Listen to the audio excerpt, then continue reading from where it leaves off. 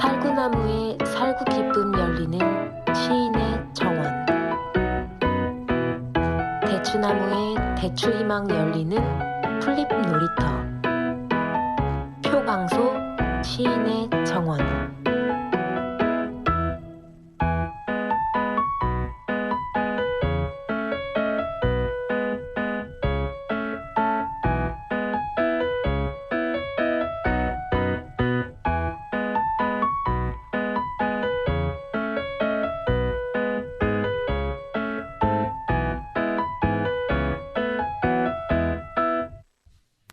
음덕을 쌓으면 하늘이 갚아주는 것을 알고 태평한 세월을 장수한 이에게서 확인한다. 반도주 이근이 참된 인연이 더욱 소중하고 자손들이 번창하여 조상의 가업을 계승한다. 검은 고소리에 학이 날고 옛 곡조는 어우러져 효도하기 어려운 세상에서 회갑잔치를 연다. 손님과 벗들이 가득 모여 이 좋은 봄을 송축하니 남은 눈이 녹아내리면 씨 뿌리기 좋겠다. 안녕하십니까? FM 91.3 서대문 공동체 라디오 힐링 충전소에서 시인의 정원을 진행하는 시 쓰는 사람 표광소입니다. 오늘 읽은 작품 음덕이를 쌓으면 비로소 하늘이 보시하는 것을 알고 라는 한 시는 2008년에 발견된 이순신 장군의 칠원줄 시입니다. 네, 시인의 정원 오늘 또 김현덕 씨와 함께 하고 있습니다. 현덕 씨 안녕하세요. 네, 안녕하십니까, 김현덕입니다. 네, 음악 한 곡 듣고 시작하겠습니다. 소프라노 이혜원 씨가 부릅니다. 시간에 기대요.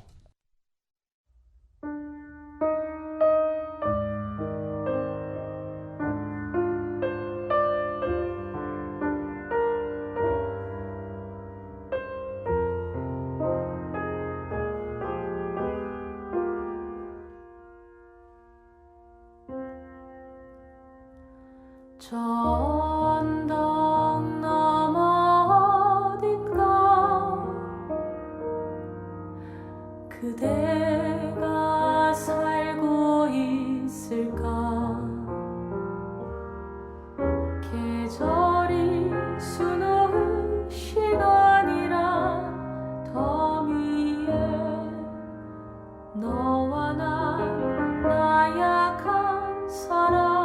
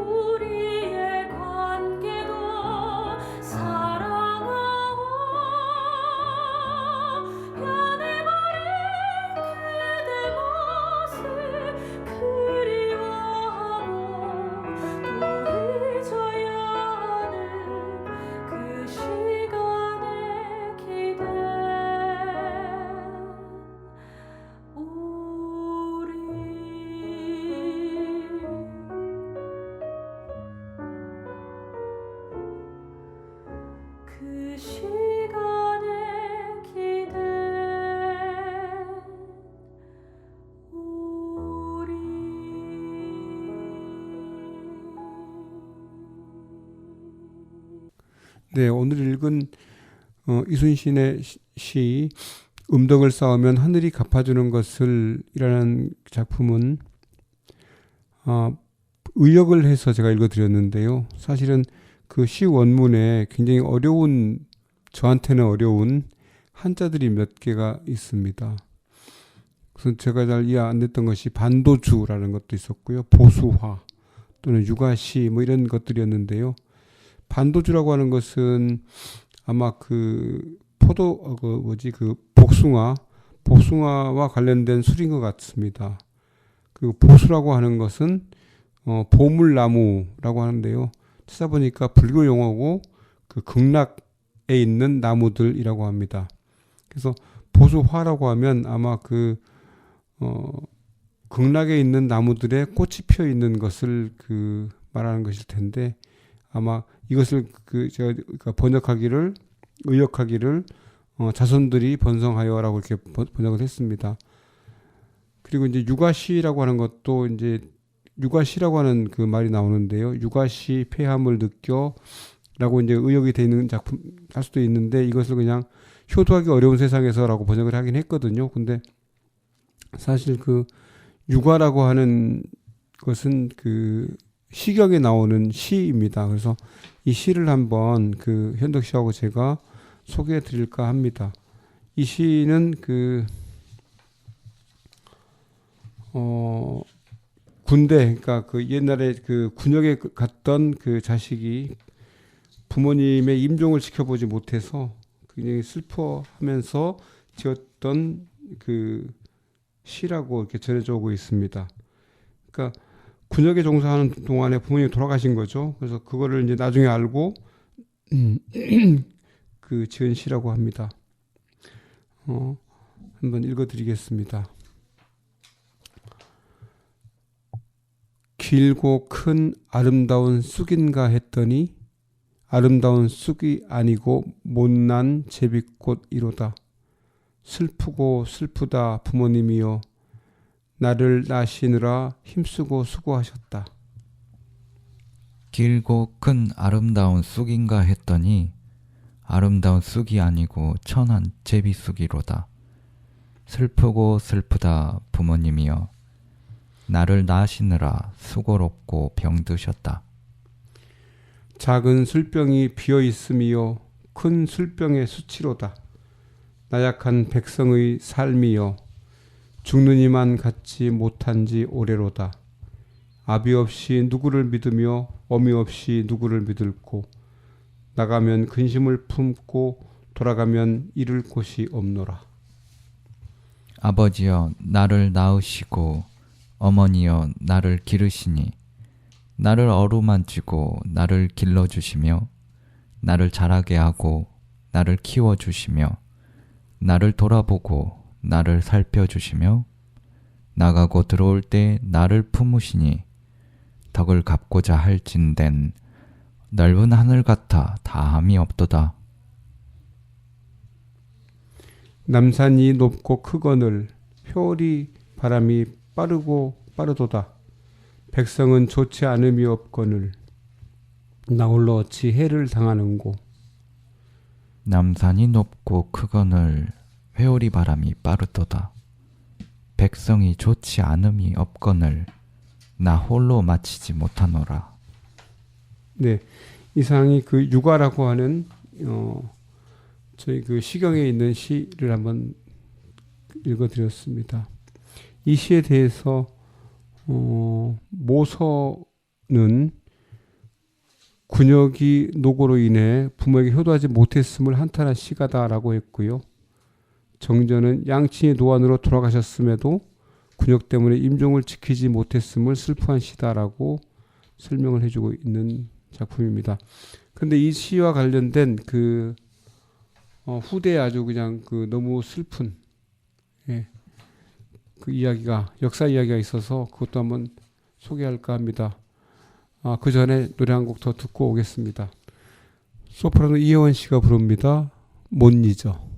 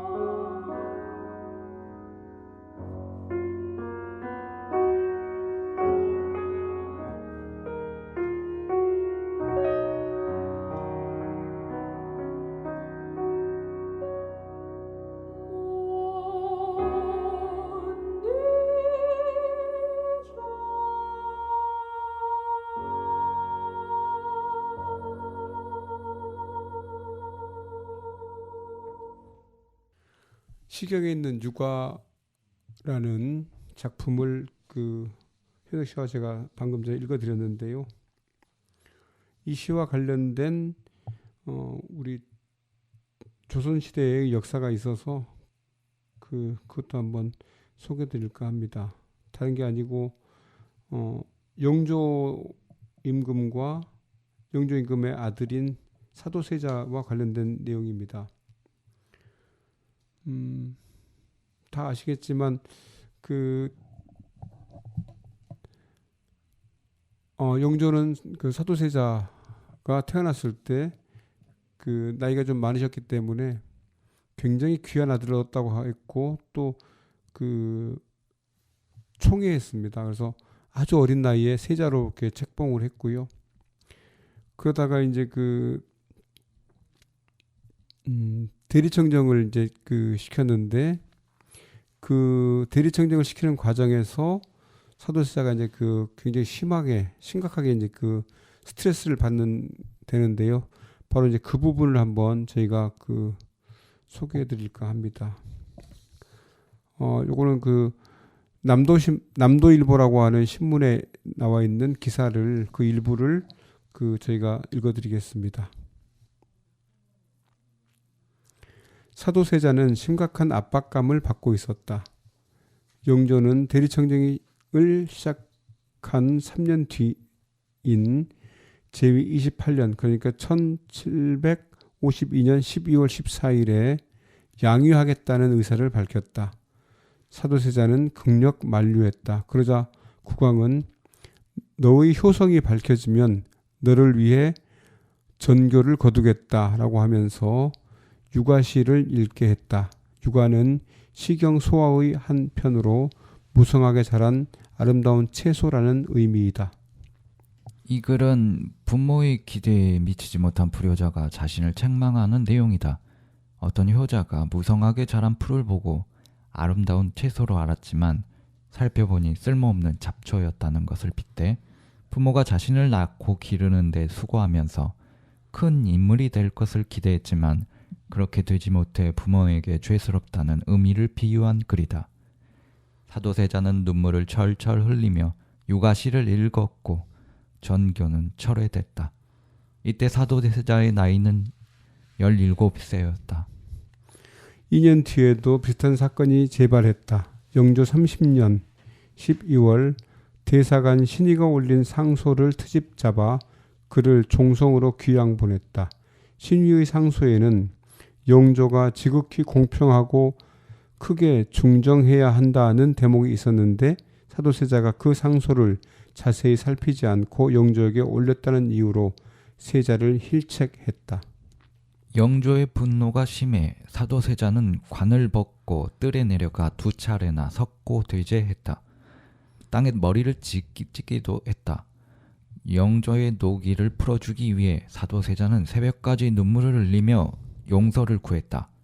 사도세자를 못마땅해 하는 영조의 질책과 내침은 이후 계속됐다.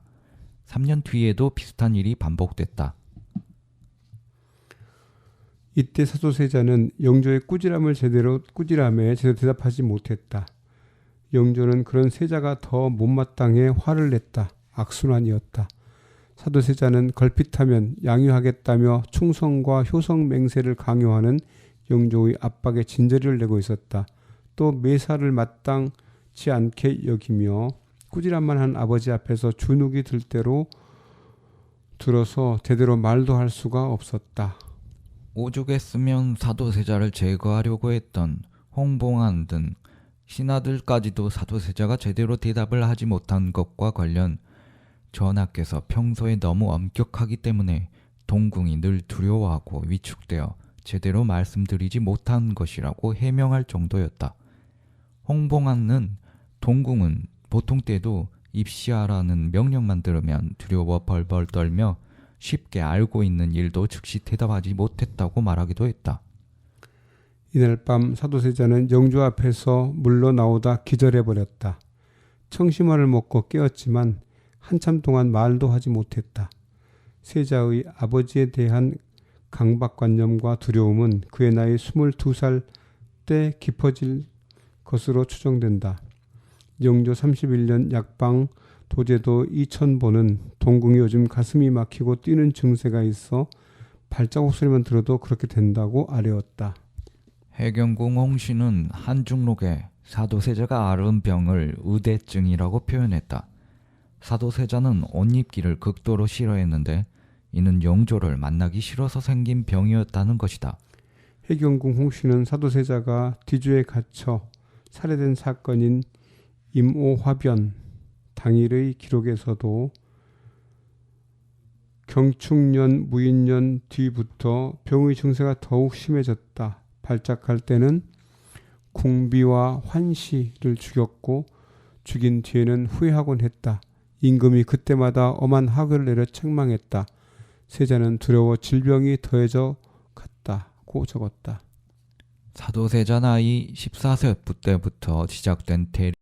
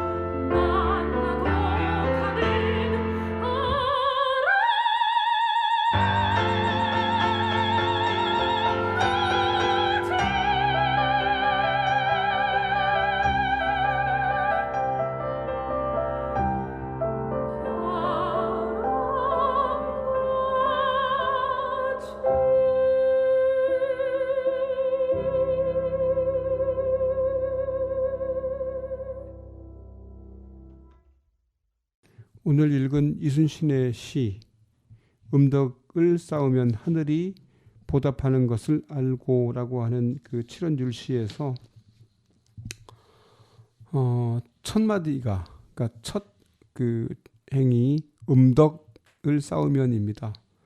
음덕이란 말은 그 글자 그대로 남이 모르게 덕행을 쌓는 것이라는 뜻일 텐데요. 남 모르게 덕을 쌓으면 하늘이 갚아준다라고 하는 그런 의미이기도 한데 바로 이런 그 음덕에 대한 재미있는 이야기가 있어서 이번에는 또 그 하나 소개해줄까 합니다. 이것도 이제 그 신문 기사를 제가 검색해서 찾는 건데요. 광양뉴스에 실린 글입니다. 소개해드리겠습니다. 고전 칼럼 음덕 양보 음덕을 베풀면 반드시 밝은 보답이 온다. 보이지 않는 곳에서 남모르게 덕을 베풀면 밖으로 드러나는 보답을 받는다는 말이다.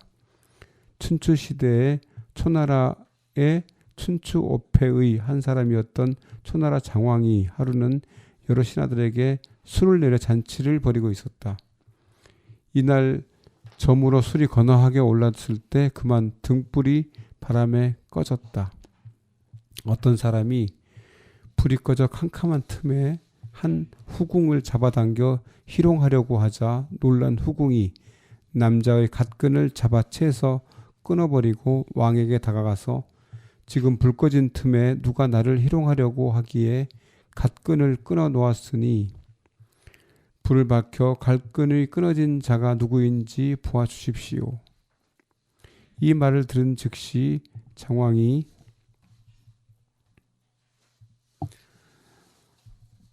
그 좌우에 큰 소리로 명했다. 술을 마시고 취하여 이해를 잃었는데 여자의 정죄를 드러내기 위해 어찌 사내 대장부를 욕보일 수 있겠느냐.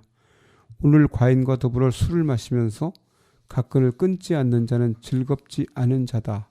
그러자 100여 명이나 되는 그 자리에 모인 사람들 모두가 갓끈을 끊고 나서 불을 밝힐 수가 있었다.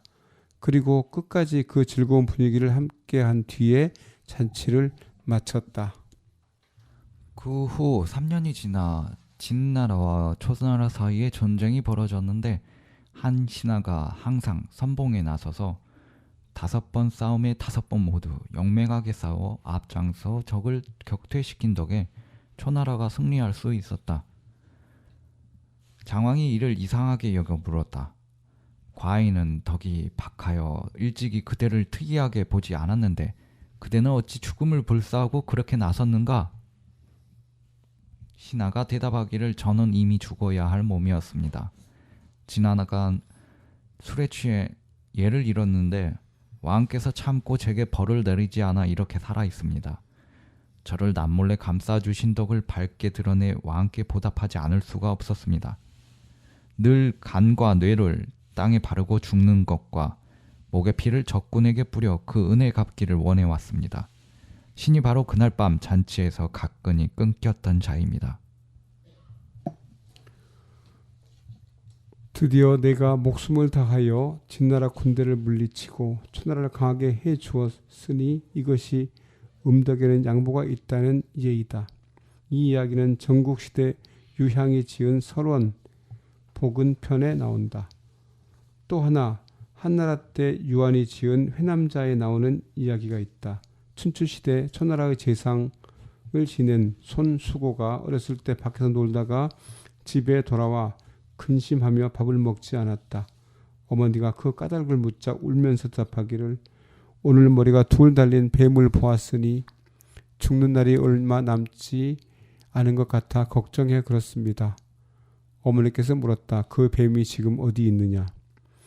예전에 머리 둘 달린 뱀을 보면 죽는다는 말을 들어 다른 사람이 또 볼까봐 죽여 땅에 묻어버렸습니다. 어머니께서 말씀하시길 아들아 걱정하지 마라. 너는 죽지 않는다. 음덕을 베푸는 사람은 하늘이 덕으로 보답한다고 들었다. 사람들이 이 이야기를 듣고 모두 손수고가 어질다는 것을 알게 되었다. 나중에 손수고가 영윤이 되자 아직 부임하지도 않았는데 사람들은 그가 어진 사람이라는 것을 알았다. 음덕을 베푼다는 것은 결코 쉬운 일이 아니다. 요즘 인사청문회가 한창인데 그 전에 보이지 않게 음덕을 베풀었던 사람이 그 음덕이 세상에 드러나 알려지게 된다면 얼마나 모든 사람들이 좋아하겠는가.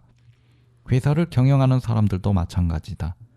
평소 사원들에게 남모르게 덕을 베풀면 위기에 처하더라도 사원들과 합심해서 충분히 극복해 나가리라고 본다. 베풀을 받는 은혜에 보답하기 위해 자기의 모든 역량을 기울일 것이다. 네, 고맙습니다. 네, 광양뉴스 그 2018년 10월 5일자 신문이 그 기사고요. 이경일 씨가 쓴 글인 것으로 알고 있습니다. 노래 한 곡 듣고 시작하겠습니다. 소프라노 이효원 씨가 부릅니다. 더 오래 사랑하기 위하여.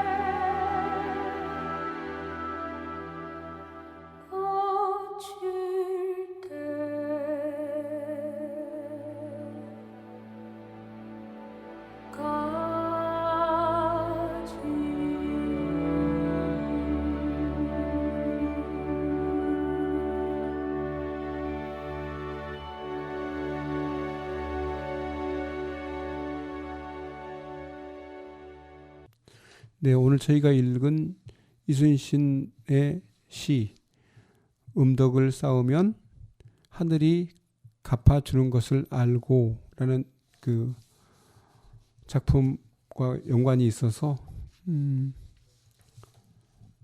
광양뉴스에 있는 음덕양보라는 기사를 소개해드렸습니다. 음덕을 베풀면 반드시 보답이 온다라는 부제가 붙어 있는 기사였습니다.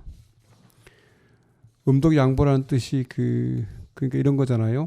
남이 모르게 덕행을 쌓은 사람은 뒤에 그 보답을 저절로 받는다. 이제 이런 뜻일 텐데요.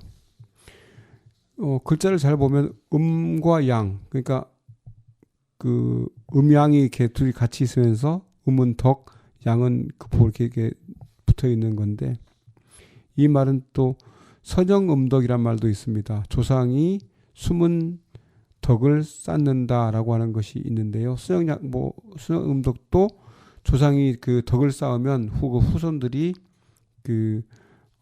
보답을 받는다 해서 선음 후양 이런 말도 있는 것으로 알고 있습니다. 또 음덕양보와 관련돼서 이건 좀 직접적으로 관계가 있는지는 모르겠습니다만은 말이 좀 비슷해서요. 제가 생각나는 게 있어서 한번 찾아보았는데, 현재 국가정보원의 원훈이 음지에서 일하고 양지를 지향한다로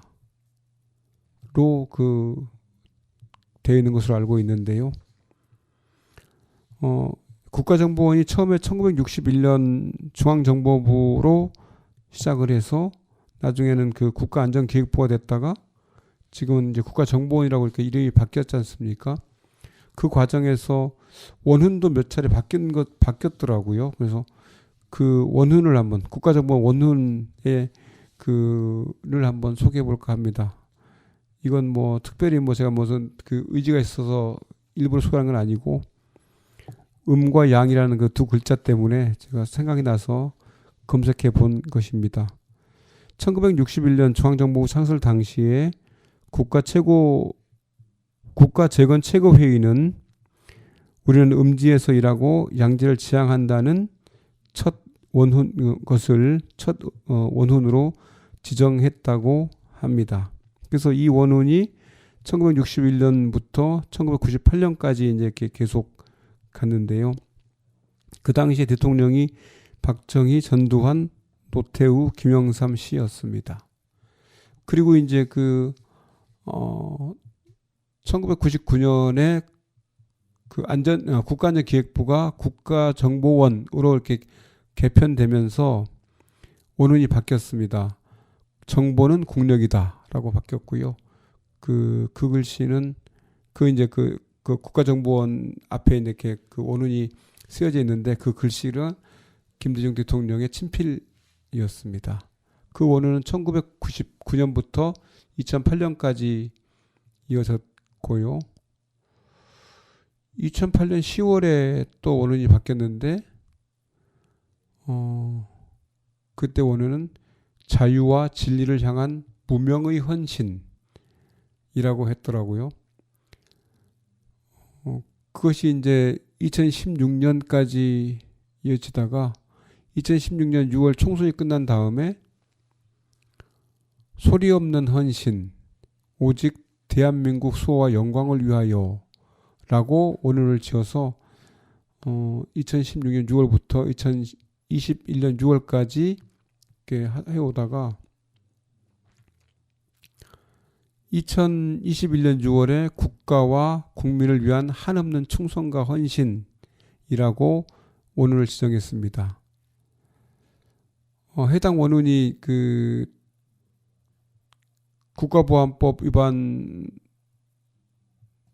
해서 오랫동안 장기간 동안 감옥 생활했던 신영복 선생님의 글씨체로 적혀 있다는 것 때문에 논란이 불거지기도 했습니다. 그리고 이제 2022년 6월에 원훈이 다시 바뀌었는데 1961년 제정 당시의 문구로 다시 되돌아가겠습니다. 즉 음지에서 일하고 양지를 지향한다가 다시 등장한 것이지요. 국정원 직원들을 대상으로 한 그 내부 공모에서 가장 많은 지지를 받은 원언이었다고 알려져 있습니다. 이 문장, 그러니까 음지에서 일하고 양지를 지향한다는 말이 저는 정확하게 좀 깊게 생각해 보지 않았는데요. 음덕양보, 선음후양 같은 말을 떠오르게 하기도 합니다. 예, 노래 한 곡 듣겠습니다. 소프라노 이혜원 씨가 부릅니다. 마중.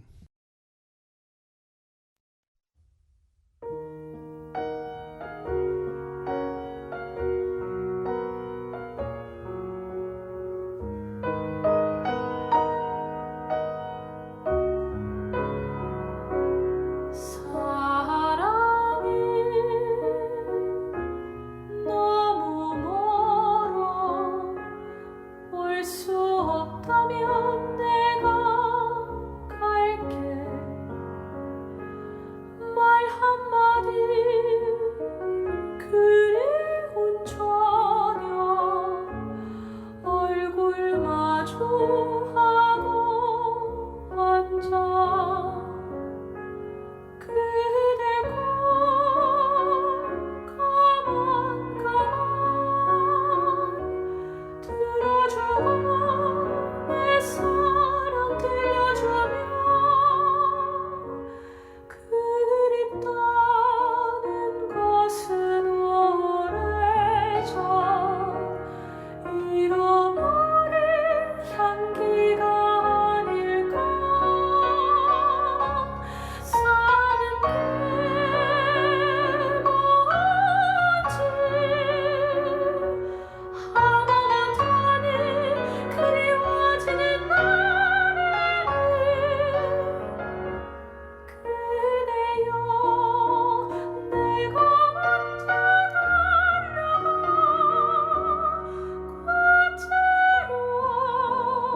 꽃으로 서 있을게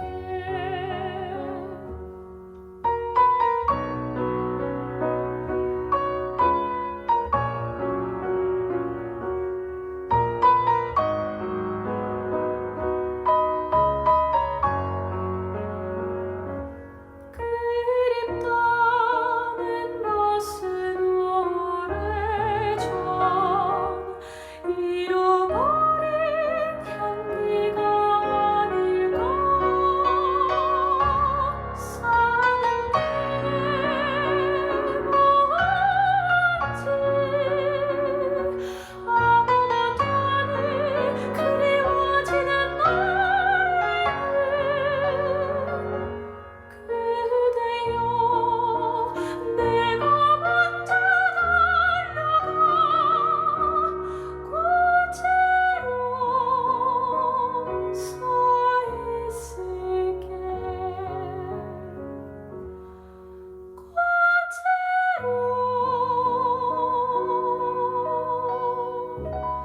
서 있을게